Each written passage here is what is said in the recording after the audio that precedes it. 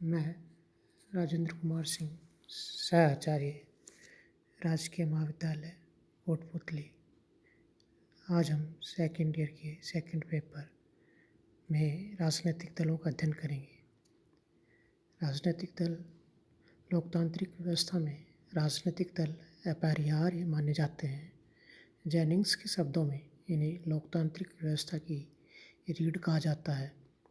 भारत में राजनीतिक दलों के निर्माण में महत्वपूर्ण सहायक तत्व निम्न हैं।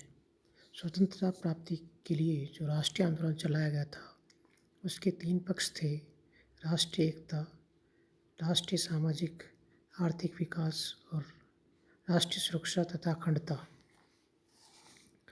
स्वतंत्रता के पश्चात इन तीनों पक्षों में सामंजस्य करना आवश्यक था।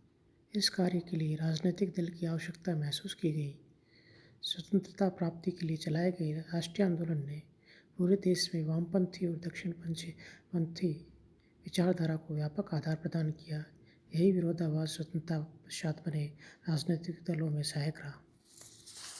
भारत की बहुसंस्कृति, बहुधार्मिकता, क्षेत्रवाद, विभिन्न जातियों और बोलियों के कारण क्षेत्रीय दलों एवं समूहों को अनुकूल परिस्थितियाँ प्राप्त हुई। भारत में दलीय प्रणाली की विशेषताएं निम्नलिखित है। भारत में दलीय व्यवस्था का विकास स्वाधीनता प्राप्ति से पूर्व हुआ है और इसका राजनीतिक केंद्र तात्कालिक समय में स्थापित अखिल भारतीय राष्ट्रीय कांग्रेस माना जा सकता है। भारतीय दलीय व्यवस्था में असहमति अभिव्यक्त करना एक समस्या है, अर्थात कोई भी राजनीतिक दल उसके असंतुष्ट गुटों के मध्य असहमति की स्थिति स्पष्ट नहीं है। यदि कहीं भी कोई असहमति अभिव्यक्त होती है तो है अनुशासन प्रक्रिया के नाम से दबा दी जाती है। सत्तारूढ़ दल और उसका असंतुष्ट गुट, विरोधी दल तथा उनका असंतुष्ट गुट के मध्य विचारों की समानता और असमानता स्पष्ट नहीं है। परिणाम स्वरूप शासन और दल के मध्य कोई स्पष्ट विभाजक रेखा खींचना संभव नहीं है।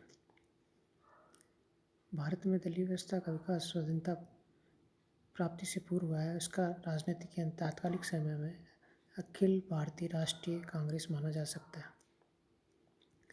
लगभग सभी राजनीतिक दलों ने अपने विरोध की अभिव्यक्ति का माध्यम आंदोलन रहा है, अर्थात संवैधानिक तरीकों से वे अपना विरोध दर्ज करवा पाते हैं। संभवतः इसका कारण स्वाधीनता प्राप्ति से पूर्व राष्ट्रीय आंदोलन में निहित है।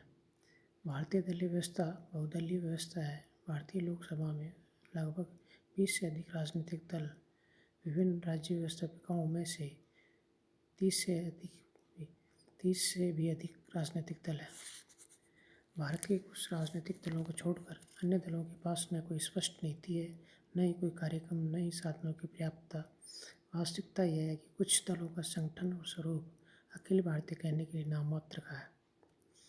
वर्तमान बहुदलीय व्यवस्था में अल्पमत सरकार या मिलीजुली दलों की सरकारों का निर्माण सामान्यतः विशेषता हो गई है। ऐसी स्थिति में सरकार का अस्तित्व विरोधी दलों की इच्छा पर निर्भर है। यही कारण है कि अल्पमत अथवा स्पष्ट बहुमत के अभाव वाली सरकार महत्वपूर्ण समस्याओं के समाधान के लिए कठोर कदम उठाने में असमर्थ रही है।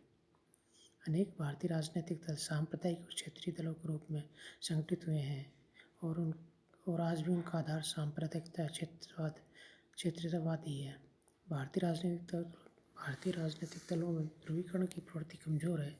राजनीतिक दलों के पास सशक्त नेतृत्व का लंबे समय से अभाव देखा